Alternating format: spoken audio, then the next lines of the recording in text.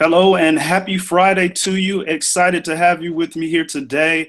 We are going to talk about the secret to getting 700 credit scores after divorce. And actually, these same tips that I'm going to share will actually be helpful for any kind of life challenge that you might have gone through. So, today we're going to take a look at secrets to getting the 700 credit scores that you desire even after divorce. And so we'll get started in just a minute or so. I want to give people a chance to really get logged in into the portal.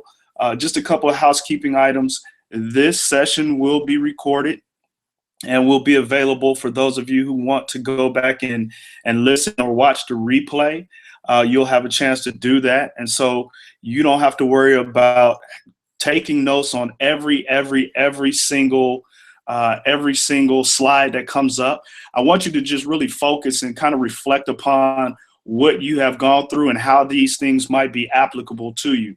And so without further ado, we're going to go ahead and jump right into it. For those of you, once again, who are interested in engaging with me during the course of this particular webinar, feel free to type in your questions within the chat box that's located underneath the play window for those of you who registered for this particular webinar. So you'll have a chance to see that. You can post your questions there, and I'll try to field and address the questions that come through that particular chat window as we are going forth within the webinar.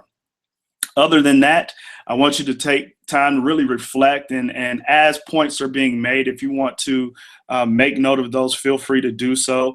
And we will just kind of embrace and engage throughout the course of our time together today. I will share with you how you'll be able to work with me further if you decide to do so after the webinar has concluded. But I'm just excited to have you with me as we jump into this topic of the secret to getting 700 credit scores after divorce. And so go ahead and take out your tablets, your smartphones, whatever you typically take notes with, and get ready to engage, because I think we're going to have some fun together today. And just once again, if you have any kind of questions that you want to ask, feel free to type those in the window. For those of you who are watching by way of YouTube or Google Plus, feel free to venture over to the chat area within the Google Plus or the Google Hangout window, and you'll have a chance to engage in the discussion, and I'll address your questions there as well. So let's go ahead and jump into it. Let's go ahead and get started. Oh, let me go ahead and make sure that everyone that is logged in understands what's going on within the chat window itself. So please stand by. And as I'm doing that, I want you to really, really write down any questions or expectations that you might have as we dive into our content for today. I want you to go ahead and document those so that if I don't cover those throughout the course of the actual webinar itself, you can ask those questions in the end, and we'll get all that stuff taken care of and get those things addressed. So hang on for just a second as I make sure that everyone that is currently online has an opportunity to engage in the actual webinar itself. So let's go ahead and see if we can make that happen. All right.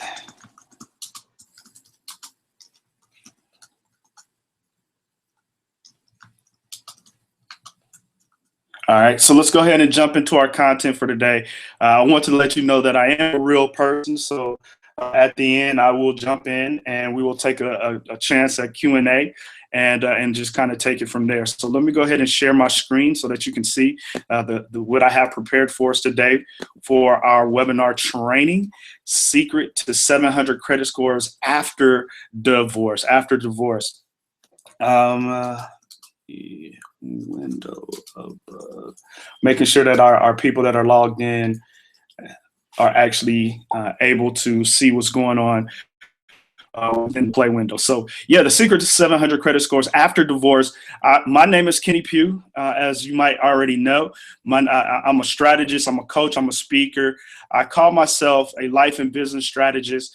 I'm also referred to as the life coach to entrepreneurs, the life coach entrepreneurs, because I help entrepreneurs and aspiring entrepreneurs within the various areas of their lives and trying to help them get positioned to accomplish the things that they want to accomplish. My specialties lie within the areas of money, business, and relationships. And so I share my expertise and my particular interest and passion in those areas. And so that's why we're talking about credit today, because credit is a part of the money suite of offerings that I am able to bring to the table and that I enjoy helping my clients with.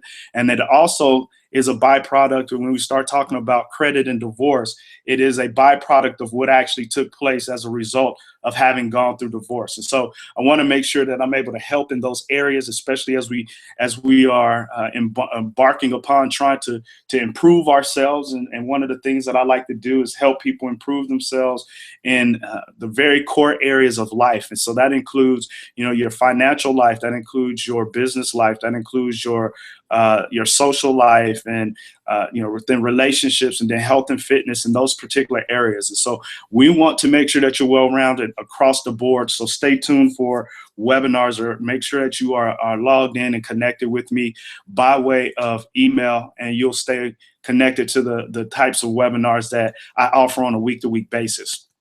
But I digress. My experience when it comes to this whole financial area, I've worked on projects and I've had interaction with SunTrust Bank, Wells Fargo, Bank of America, LendingTree.com, and I've worked with a host of other banks as well. But I just, too numerous to name there. Just wanted to let you know that I do have experience working in the banking industry. It's primarily within the mortgage banking industry. And that's how I got exposed to the whole area of credit and really trying to take credit and help people in that particular area. My brand is KTP Financial. And one of the things that I do from an educational standpoint is help consumers improve their credit ratings through workshops, one-on-one coaching, and webinars. And so I try to help and engage, position people in those specific areas so that you can improve and experience positive gains in those particular areas. Before we really jump into the tips for today, or the secret that I have prepared for you, I just kind of want to give you some background about me. And I think it'll help you to understand how nobody is exempt from life situations. I was someone who managed credit very well for years. I positioned myself really to get pretty much anything that I wanted. I was able to really leverage my history and my experience and my financial knowledge and whatnot to really get me anything that I wanted. I kind of understood what credit was, but I knew that if I paid my bills on time, and I knew that if I managed that area of my life properly, that I wouldn't have any issues when it came to the area of credit. So I was able to get a house. I was able to get a nice car. I was able to, buy jewelry and take trips and all of those sorts of things. I went years buying items and really paying them off, which boosted my scores up into the 700s. And actually, I ended up into the mid 700s, mid to high 700s, depending on what credit bureau you selected to look at for me. And that was something that I took pride in, because when you have good credit, you really feel like you can pop your collar a little bit. You can feel confident. You can go in to buy things that you're not going to get taken advantage of, because you have positioned and taken care of that area of your life. And so I was walking around, and that was an area that I knew I felt confident in, because of the fact that I had paid attention to paying my bills on time, and then actually moving forward with just really managing my finances well. Well, then what happens? Everything was going well until life happens. And I think everyone that is participating on this particular webinar really can provide a story, a testament to how life typically happens. You don't really forecast things coming up in your life, and then boom, all of a sudden just life happens. And so that was the case for me. Everything was going well until life happens. The real estate market started to turn, and I lost a lot of money with my real estate investment business. And so I ended up losing close to about $85,000 in liquid funds when it came to that particular business. And it was one of those things that kind of took me aback. It hit me like a ton of bricks.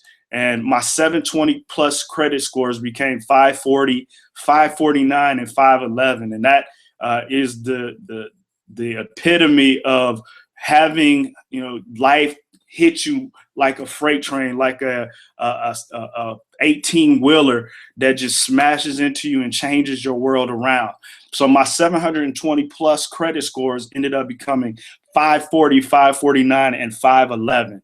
And so it is very, very, very, very depressing to see your life go from, one area to the next. It is one of those things that can be very depressing. It is one of those areas that will be, frustrating to you.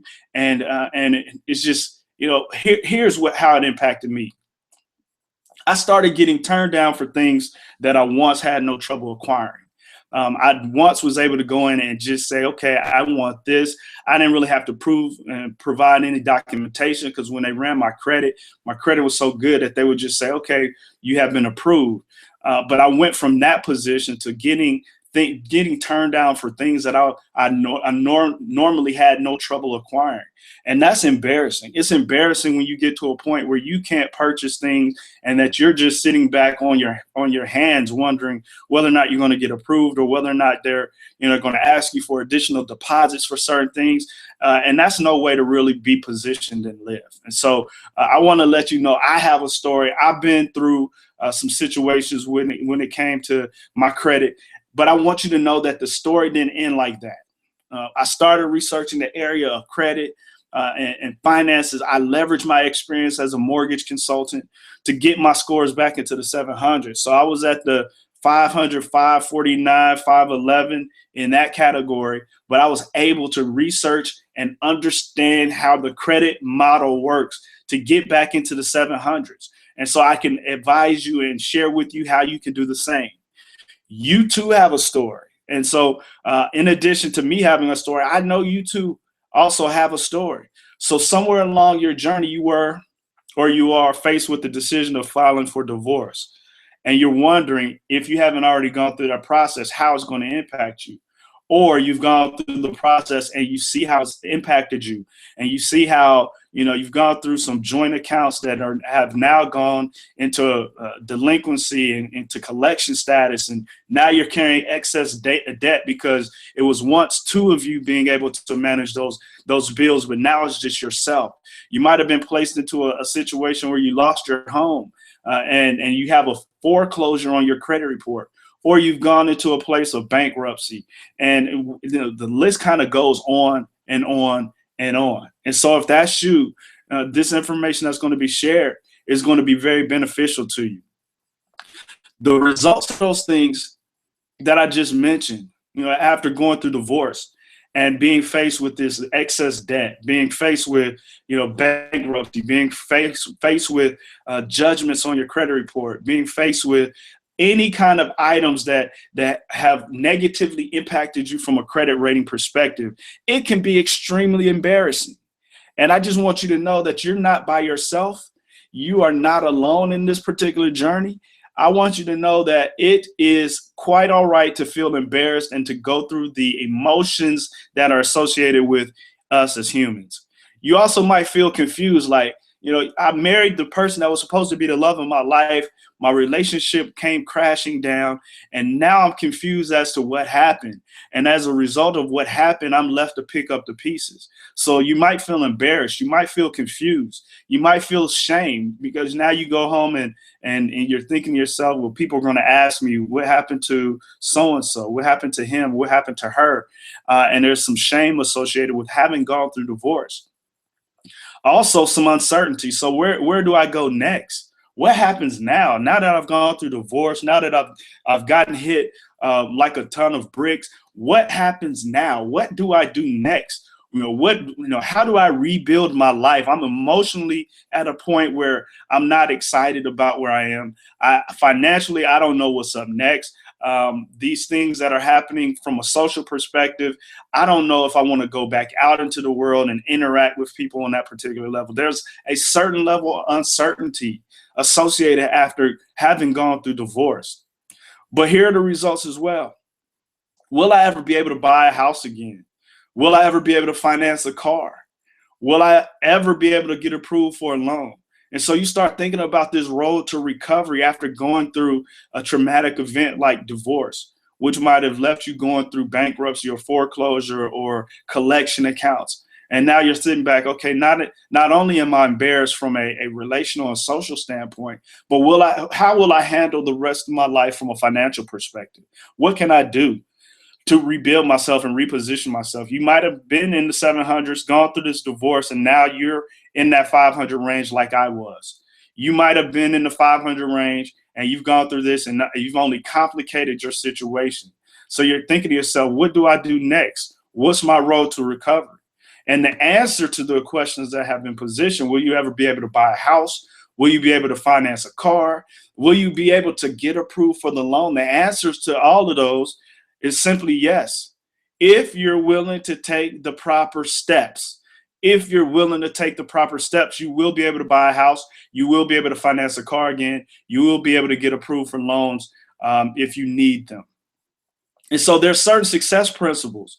There are some principles that I learned throughout the course of my distress, my pain, my embarrassment, all of those things. And those same principles that I apply to my personal situation, I use those with my clients today. And so I want you to experience the same empowerment that I'm able to extend to my clients. And I want you to feel that same empowered life that's associated with having good credit. So I'm going to teach you the principles. I just need you to apply the principles. I'm going to teach you the principles. I need you to apply those principles. And so the question is this: are you ready for a change? And if you are ready for a change, type in the chat box, say, yes, I'm ready for a change. I'm ready for a change because I want to make sure that I'm dealing with the right group of people. Are you ready for a change? Type in the chat box, yes, I'm ready for a change. And then the next question is, are you ready to get started? So yes, I'm ready to get started. And hopefully you have answered that question. And if so, let's go ahead and get started. I want to make sure that I'm sharing the information with you that will help to transform your credit life and get you to a place where you can feel confident about that area of your life. And so credit 101, I don't want to take or make an assumption that you understand that everything that I know with regards to credit reports and those sorts of things. So what's in your credit report? I'm going to give you a quick summary. It's identifying information. That includes your name. It includes your social security number. It includes your date of birth. It also includes your employment information if they reported it to the credit bureaus. And so that's the type of information that you see on your credit report. Also, you'll see some things called trade lines or accounts which represent, or trade lines that represent all the accounts that you have established during your lifetime. And so when you open or when you pull your credit, you'll see a bunch of different line items. We call them trade lines, which represents all of the accounts that you have established during your lifetime if they're still open or if they're still being reported. There's also a section that's called inquiries. Inquiries just simply mean people who have inquired about you from a credit standpoint to see whether or not they're going to extend credit to you. And so there's a section for inquiries. It's important for you to know that there are two different types of inquiries. This is not the session for me to dive too deep into the information that is being shared, but from an inquiry standpoint, there are two types of inquiries. There's a hard inquiry, which means you went into a lending institution, you went to apply for a mortgage, you went to apply for an automobile loan, and you had that person pull credit on to see if you will qualify for that home or for that car that you're trying to purchase. That's called a hard inquiry. Soft inquiries happen behind the scenes. And so there are certain companies, and I don't know if you've been to, gone to your mailbox and you've gotten a pre-approved offer from such and such bank or credit card company, and that you've been pre-qualified for a credit card. Well, that's a result of a soft inquiry behind the scenes. That means they reached out to the credit bureaus and said, we want a certain type of person. We want someone who lives in this particular area, who has credit scores in this particular range. And from there, we're going to offer them a pre-approved credit card offer. And so those are the ones that don't hurt you. The soft inquiries don't hurt you. Hard inquiries are the ones that actually count against your score. But once again, this is not for diving too deep into that. Within your credit report as well, there's a section for public records as well as collection items. And so public records are tax liens, they're bankruptcy records, they're foreclosures, all things that are public record. And so there's a section on your credit report designated for those particular types of items. And then there's a section that says, collections accounts maybe. And if that's the case, anything that you have failed to pay to the original creditor and they sold it off to a collection agency will most likely fall in that under that section. And so those are typically the main sections of a credit report. And I don't know if you've ever had a chance to take a look at yours, but that's the type of information that you'll see. And so it's pretty comprehensive. It's one of those things that when you take a look at, you're like, wow, somebody's collecting a lot of information about me. And the answer to that is absolutely. They're tracking a lot of the data based off of your payment histories. They want to see the types of people who are extending you credit. They're able to see whether or not you've paid your bills on time, or they're able to track and see if you've ever gone through a hard time financially. All of those different things are patterns and things that you can see just by observing somebody's credit report. So it's pretty powerful. I highly recommend that you go out and obtain a copy of your credit report just so that you can be aware of what's being reported about you. Also, Credit 101, what is your credit score? Well, it's a vital indicator of your credit health and your credit worthiness. I refer to your credit score almost as your financial GPA. And so when you think about your credit report and all of the things that I just told you that it contained, within that, you can look at that as being like your financial transcript. And so when you were in high school and college, you had transcripts that were associated with you. It tracked the different courses that you took, how you performed in those courses, and it gave you a cumulative GPA at the conclusion of your time at that high school or in that college institution. And so your credit report is almost a similar kind of setup. It tracks all your financial accounts. It shows how you've been performing as far as paying those bills on time. And then it says whether or not you've done well in paying your bills on time, whether you did okay, or whether you've done a poor job. So it's almost like a financial transcript. It gives you a vital indicator of your credit health and your credit worthiness. And so if you have a 400 or 500 credit score, it shows that you haven't been managing your financial affairs at a high level. If you have a 700, 800 credit score, it shows that you have been pretty diligent in how you've managed your financial affairs. It's also used to extend credit for real estate, personal loans and services that I mentioned. They will pull a credit score on you when you have a chance to apply for those different things. And so that is something why that's one of the reasons why I'm an advocate for making sure that your credit scores are on point and that you take care of those things, because if you don't, you're going to have trouble obtaining loans for real estate and for automobile loans and any other thing that you might have to deal with. Also, there are people who might be against, trying to improve your credit score, but there's a very, very important reason why you need to have that area of your life in order, and I'll share it in just a second. Your credit score is also used to calculate rates for your insurance premiums, and so you want to make sure you're getting good rates for your insurance premiums. You also need to understand that they're pulling those things sometime for utilities, and so some people have to put down a deposit for their utilities because at some point in the past they've done a poor job at managing that particular area of their life. And the utility companies will say, hey, because of your credit score, you need to put down a $50, $100, $200 deposit to secure the utility service that you're requesting. Here's the important thing. It's now required for the employment process. And so there are certain positions, certain industries that you will not be able to acquire or receive a job offer just because of your credit score. And it just hit me once again when I saw this article on CNN Money, where there was a list of people who have been turned down for jobs because of their credit ratings and the importance that was placed on taking care of that particular area of your life. Like in the government sector, that might be a hindrance to you getting promoted or obtaining an offer of employment for that particular industry.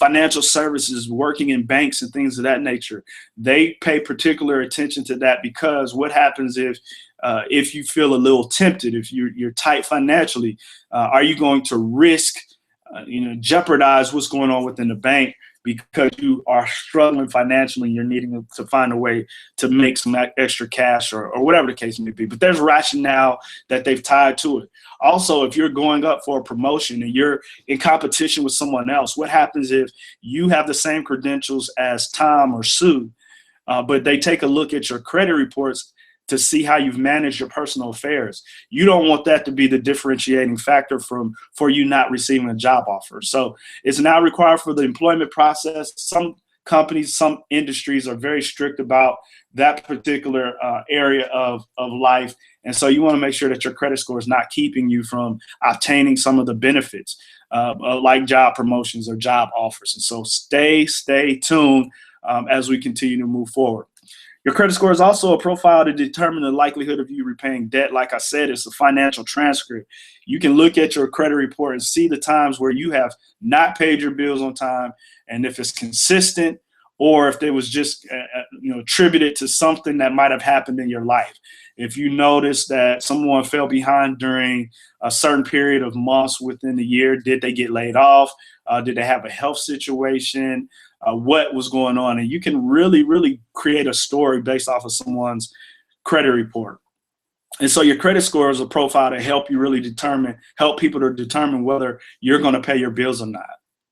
Also, from a one-on-one standpoint, what do credit scores consider? Well, here's where the rubber hits the road. This is where it gets to the nitty-gritty, because once you understand this, then you can really position yourself to have good credit.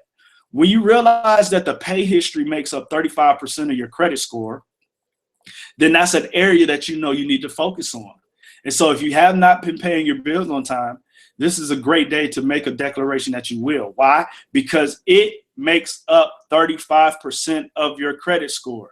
So you need to pay attention to it. The second criteria that impacts your credit score pretty significantly are the amounts that you owe. The amounts owed to your creditors. And I pay particular attention to your revolving credit accounts. Your revolving credit accounts are credit cards where they give you a credit limit. You can charge up to that limit. You can pay it down. You can charge up again. That's why they're referred to as revolving. The problem is, if you owe a lot on your revolving credit, or if you are almost maxed out on your credit cards, it negatively impacts your credit scores. And so case in point, if you have a credit card, they give you a $1,000 credit limit for that particular credit card. If you have charged up to $800, $900, it looks like you're almost maxed out. If you're using $800 or $900 of a $1,000 credit limit, it looks as if you're almost maxed out. And so your credit score is going to take a hit. The smart people who have figured this thing out understand that you need to keep your balances at or below 30% of whatever your available credit limit is. And so if you don't take anything else away from me today, understand that if you pay your bills on time and if you keep your balances low, you are on track to build a solid credit profile. So you want to make sure you're paying your bills on time. You want to make sure that you keep your balances at or below 30% of the available credit limit. So if you have a $1,000 credit card, you don't want to keep a balance or carry a balance that goes above $300. Why? Because that then creeps above that 30% threshold that you don't want to be a part of, because it starts to negatively impact your credit scores.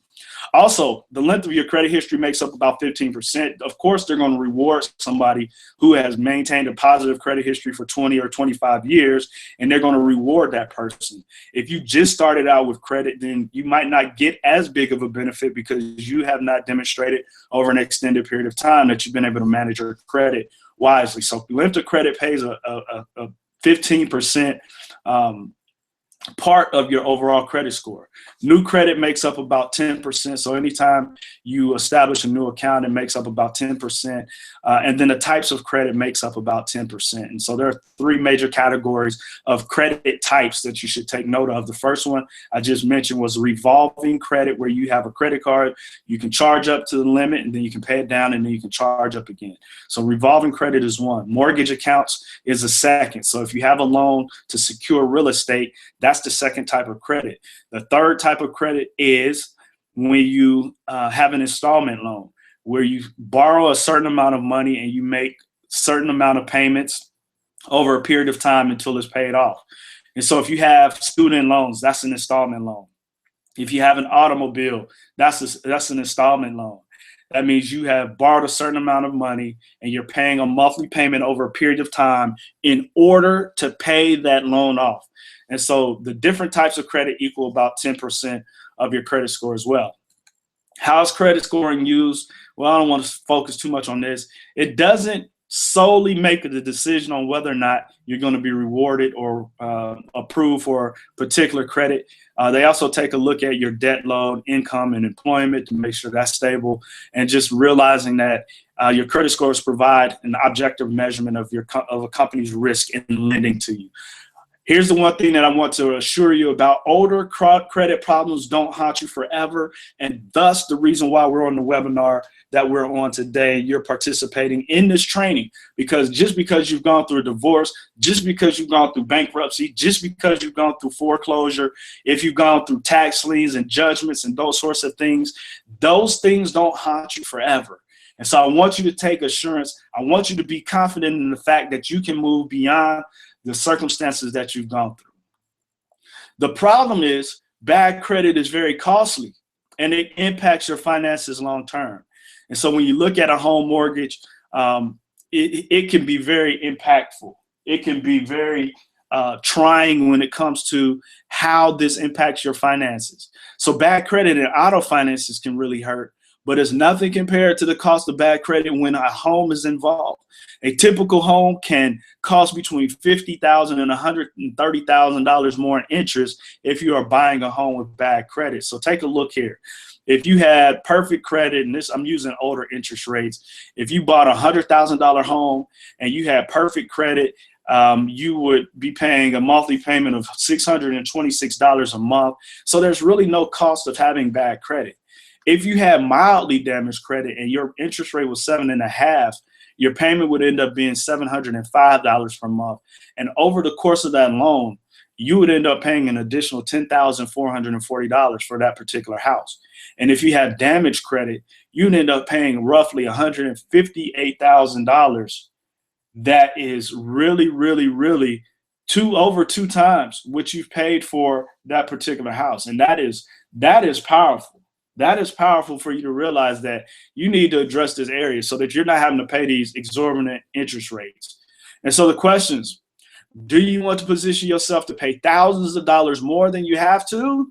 If the answer to that is yes, then you just keep doing what you're doing, because the information that I'm getting ready to dive into is only for those who are really willing to take the steps to create a healthy credit future, a healthy financial future.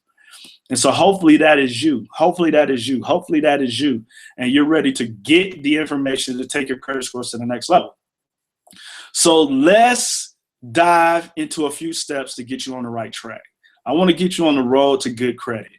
And so here's the first thing that I recommend: managing the credit repair process. Go through the initial exercise of establishing a foundation for building a healthy credit life. And what does that look like? Ordering copies of your credit reports. Ordering copies of your credit reports. It is important for you to know where you stand. It is important for you to know where you are so that you can move forward with that particular area of your life. If you don't know where you are, then you will not know what you need to do in order to get to the next level when it comes to your particular credit. And so if you would, please promise me that you'll go out and obtain a copy of your credit reports. You can obtain them from either annualcreditreport.com, which is the agency that's authorized by the government, where you can obtain copies of your credit reports free, depending on where you live. You can get them either once or twice a year. I will let you know this, though: when you go through that particular option, you're not going to get your credit scores associated with it. So you're going to have to pay to get those. But you can get a free copy of your reports. You can get those from annualcreditreport.com, or else you can use what I use with my clients, which is creditchecktotal.com, creditchecktotal.com. I have placed links to both of those in the chat room for those of you who have logged in through the website, or for those of you who are viewing this via Google Hangout. Also, After you obtain copies of your credit reports, you need to review those credit reports for accuracy. You need to make sure that the information that's contained in those credit reports are accurate. And that means your name, that means your addresses, that means the accounts that they show for you, that means the balances that they show for you, that means the monthly payments, that means everything that is listed in your credit report has to be accurate. It has to be fixed if it's not, and if it's not fixed, then it has to be removed per the Fair Credit Reporting Act, which is the FCRA. So you want to review your credit reports for accuracy. You want to highlight any discrepancies on your credit report. So the things that I just listed, you want to take a look at those and just highlight them, just to make sure if you're identifying things that are in error, highlight them so that when you have a chance to draft a letter to the credit bureaus so that they can have that stuff updated, you know exactly what you want to list in those letters. And that's part of this thing called a dispute. You want to dispute the discrepancies with the credit bureaus, and they have 30 days to research and investigate, update them, or they have to be taken off. Part of the credit repair process is this: you need to settle any outstanding debts on your report. And so after you've gone through the discrepancy process and they have validated that the information is correct, is accurate, and that you are the rightful owner to a particular item that is currently on your credit report, you might want to go through the process of settling any of those outstanding debts. And so what I typically do with my clients is we work through the pros and cons of how much to spend on a particular outstanding debt if they've been able to validate it and provide the supporting documentation that it belongs to the client that I'm working with. And so you might go through the process of settling those outstanding debts. I would focus on the most recent things first because they are the most impactful when it comes to your credit report. So things that have been on your report 4 years, 5 years are not impacting your credit score like the things that have just been added to your report within the past year or so. So you need to do some analysis. I'm more than willing to work with you through that process to prioritize the items that need to be addressed. And then you just need to continue until you're satisfied with the results. And so this credit repair process is something that you can do on your own. Some people, want to tackle it on their own, but it's also one of those processes that's very frustrating because if you don't know what you're doing, you might achieve negative results. The lead time, the cycle time between correspondence is 30 to 45 days. And so some people get frustrated with that. And that's why they reach out to me to help them with that process. But at the end of the day, after you've gone through that whole process of the credit repair and discrepancies being updated and the dispute cycles, you got to go and get prepared to reestablish credit, because that's where the rubber once again meets the road. You can clean up all of the bad stuff, but if you don't have any positive items on your credit report, then you're going to be still in a negative situation. So here's what I want you to do. I want you to check the expiration dates on the things that are on your credit report, because negative items can remain on your credit report for 7 to 10 years. I want you to make sure that there's nothing that's greater than 7 years old on your credit report. If there is, then that's an item that you can list to have it removed because it's beyond the statutes of limitation. Depending on the record type, collections versus Chapter 7 versus Chapter 13 will dictate how long it will stay on. But here is once again a reminder. Paying off an old collection debt or discharging your bankruptcy does not remove the records from your credit reports.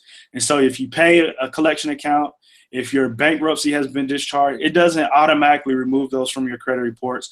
And they're not under any obligation to remove that stuff unless the information that they're reporting on you is inaccurate. So check the expiration dates on those things. And when it comes to this stuff, if you've filed joint accounts and you have joint credit items with your ex-spouse, then you need to be careful about this stuff to make sure that it's not negatively impacting you, and to figure out how you're going to handle certain accounts, especially if one person accepts responsibility despite two people's names being on those accounts. You want to make sure that he or she is still managing that so that you're not negatively impacted by the credit. I want you to also begin adding positive credit accounts You can't revive your credit scores unless you add positive accounts to your report, and it does not have to be anything extravagant. So don't feel like you need to go out and buy a new car. Don't feel like you need to go out and buy, a $10,000 ring or piece of jewelry. People don't understand that the credit bureaus only want to see that you're managing responsibly your credit reports and your credit accounts.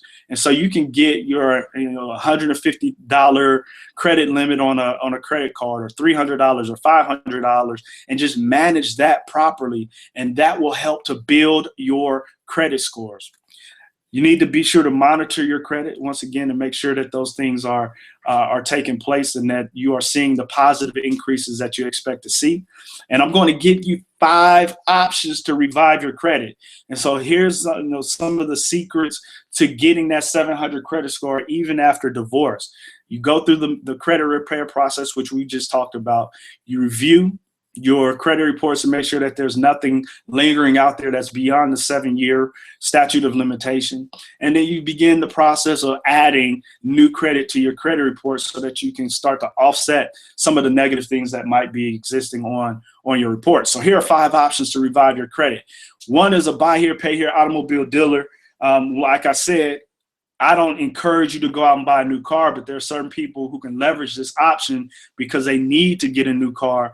But this is not one of my favorite options, but it is one that works. Generally, because they're very liberal with their credit terms, they offer you high interest rates, which is why they're willing to take the risk, because they can make a lot of money off of those accounts.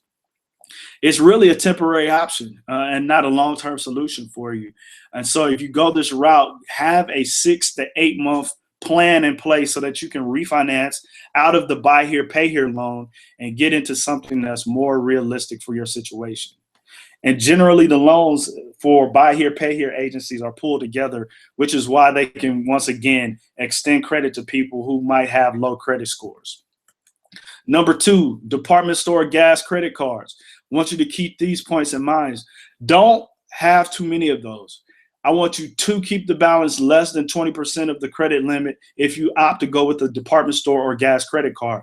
Once again, this is not one of my favorite options. And so I'm starting out with my least favorite options first. Don't charge more than you can afford just for the reward points, and do make sure that you're making your payments on time. Otherwise, you're going to start getting the results of not paying your bills on time, and that's not fun because department store and gas credit cards can have high interest rates associated with them.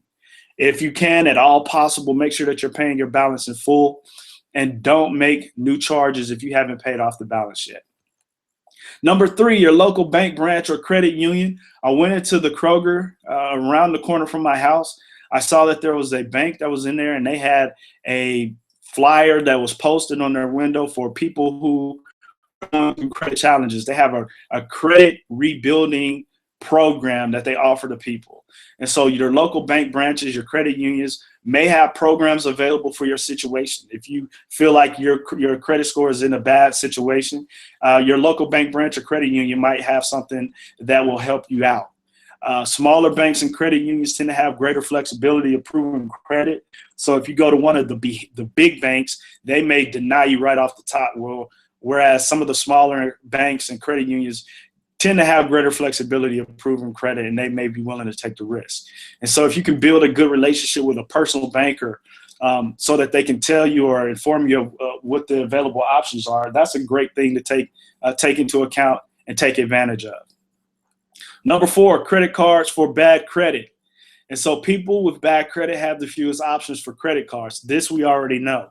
However, there are credit cards that are specifically designed to help people rebuild their credit. They know that you've gone through some challenges and that they have specific cards that target people with poor credit. And if you have to go through this route with the intent and with understanding of, as you manage your stuff wisely and properly, you'll be able to upgrade it and be enhanced to receive some of those better offers sometime down the road. So people with bad credit have the fewest options. That's because few credit card issuers want to take the risk of loaning a credit card that they may never get paid for. And so though it might be harder, you can get a credit card with bad credit. And so there are some, including this Capital One Classic Platinum, which approves applicants with credit scores as low as 577, according to Credit Karma. And so the card has a 19.8% regular APR and a $39 annual fee, but you might be able to get the annual fee waived if you ask. I have a list of particular credit card companies that target people who have poor or mediocre credit. And so that is something that I usually share with my clients, and I'll be more than happy to share that with you if you want to connect with me and set up a session. And then the fifth way that you can revive your credit, secured credit cards. And a secured credit card operates just like a regular credit card. You swipe your card to make purchases, and that deducts from a credit limit. You actually make a deposit into an account in a certain amount of money, whether it's $300, whether it's $500, and they'll give you a credit card that you can use to swipe against that deposit that you've made. And so it is a great way to revive your credit scores. It's a great way to get your credit back up and running, because you're actually putting the money into the account that you're using to swipe and build your credit rating using that particular that credit card that's secured by a deposit that you've made. And so it's a very, very powerful thing. Secured credit cards generally have a credit limit from 50% to 100% of whatever deposit that you make into that account. And so, for example, if you make a $500 deposit for a secure credit card, your credit limit will be between $250 and $500, depending on the institution. So hopefully that makes sense to you. Hopefully these 5 options will hopefully get you back on point. And I promise, if you go through the credit repair process and you go through this process of reviving and rebuilding your credit, you will see yourself making positive strides. I've done this with a countless number of my clients, and we've been able to go from 500s into the high 6s, into the 700 range. And that includes those of you who have gone through divorce and other life challenges that might have knocked you off your feet and that made you think that you would never be able to have good credit again. I am here to assure you that if you take the proper steps, you can be whistling and dancing with 700 credit scores if you're willing to put in the effort and the work. The good thing about secured credit cards as well, some of them give you the opportunity to convert to unsecured credit cards at some point in the future if you're managing it wisely. So the next step is really up to you. I've given you the tips. Those are the secret steps that I use with countless clients. You have to be willing to make the decision on whether you're going to move forward or whether you're going to allow yourself to stay frozen where you are. And so that's up to you. I can't do anything but encourage you, to let you know that no matter where you are right now, you still have a chance to have a positive impact within your credit ratings if you're willing to do the work, if you're willing to take the steps and be motivated to improve in that particular area of your life. So I want you to take action. So you can take action on your own, because that's something that you can take care of and manage on your own. But if you have no clue what you're doing, you're only going to complicate the situation, and you're going to continue to run into that brick wall. So you can go that route if you truly understand what you're doing, or you can choose to work with someone, and I would prefer it to be me. That's the shameless plug. But you can make a decision to change. You can work independently, or you can hire my company to work for you. KTP Financial offers information and guidance to help you reestablish credit and to assist you through this particular revival, this rebuilding process. And so you can contact my office at the information that's listed there, 404-793-7900, or info@KTP Financial to schedule an appointment. And we can get you on the right road, get you started. I encourage you to take advantage of one of these offers that I'm getting ready to make, because this is how you're going to save your money in the long run. I have a VIP coaching credit coach package that I offer. That's $979, a one-time fee for one person, unlimited credit coaching for 12 months, unlimited disputes to assist with cleaning up erroneously reporting information on your reports, and then monthly coaching sessions with me to help you reestablish your credit, develop an improvement strategy, or identify money saving opportunities. That's kind of the best bang for your buck. That way you don't have the monthly recurring fees associated with the process. Or the one that I'm really featuring as part of this particular webinar is my credit boot camp. And that's limited to 12 people. It's traditionally $397. But for you participating in the webinar today, it's $247 if you use the promo code credit webinar at checkout. And so for those of you who are logged in through my website and you're watching this particular webinar, there's a button underneath that says Credit Bootcamp. If you click Buy Now, you'll be taken to a screen and it will list the $397 price. But if you put in Credit Webinar in the promo field, it will knock it down to $247. The topics for this particular boot camp include credit basics, evaluating your current situation, contacting the credit bureaus, dealing with collection companies, reestablishing credit, and protecting your credit in the future. So we get a chance to really take what we are discussing today to the next level. We do it for a period of 3 weeks, and then you're enrolled into my network, where you'll have a chance to simply reach out to me for support on an ongoing basis for up to 6 months. And so that is a positive benefit as well, because if you don't go this particular route and you go the monthly route, then there'll be a monthly recurring coaching fee to work with you as you go through the process of rebuilding your credit. So that's the featured program of the month. There are a couple other ones that I will highlight for you as well. I have a credit coach program, and that's the one that has the $149 enrollment fee or first work fee, and then $99 per month for those of you who are interested in just doing the monthly route. But there's also, if you want to just say, hey, I just need one session with you. I just need one session, 1 hour with you. And if you want to do that, I'll give you my $199 credit strategy assessment for $99 today only if you give me a call. If you give me a call, you can take advantage of the strategy assessment where we sit down for an hour. I'll tell you what you need to do with your particular situation, and then kind of send you on your way so that you can take the plan of action that we discussed and move forward. So it includes one coaching session along with a customized blueprint and plan of action for your situation. So those are the special offers. Once again, the featured offer for this particular webinar is the Credit Bootcamp, and you'll have a chance to just click the button underneath. Go ahead and get set up for that. And it starts the first week of October. So go ahead and get signed up for that, and we'll get you positioned to move forward to take advantage of that 3-week boot camp and get you set so that you can take your credit to the next level despite having gone through a divorce. At this time, I want to give you a chance to ask any questions that you might have. So if you could, please go ahead and type those in the chat room. If you are logged in via the website, for those of you who are tuned in by way of Google Plus, you can feel free to type those into the question box, and I'll see if I can get those answered for you as well.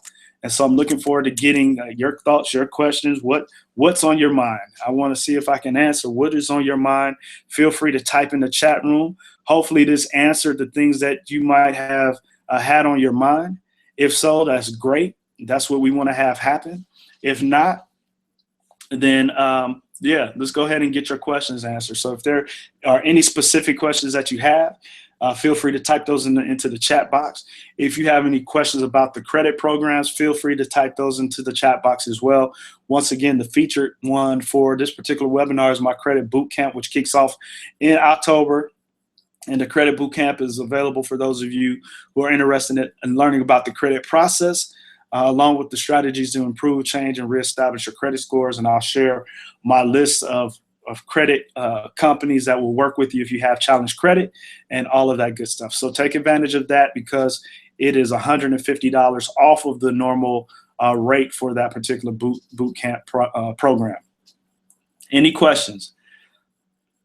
How quickly does it take for a credit score to change? Well, it depends on what you've done.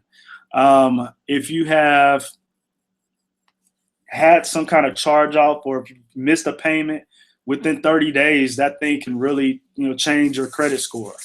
So credit scores change daily depending on when a particular company will report to the credit bureaus. And so you just have to be aware of keeping track and monitoring those on an ongoing basis. Great question, though. How long do foreclosures stay on your credit report? They stay on your credit report for 7 years. How long do Chapter 13 stay on your credit report? Great question. They can stay on your credit report for up to 7 years. And Chapter 7 are the ones that can stay on your credit report for up to 10 years. So you just got to keep that in mind. How quickly can you go from 500 to 700? I knew somebody was going to ask that. That's a great question. So I'll give you an example of a client that I worked with. I worked with a client who had $100,000 in medical debt. She came to me because she was wondering, what direction she needed to take.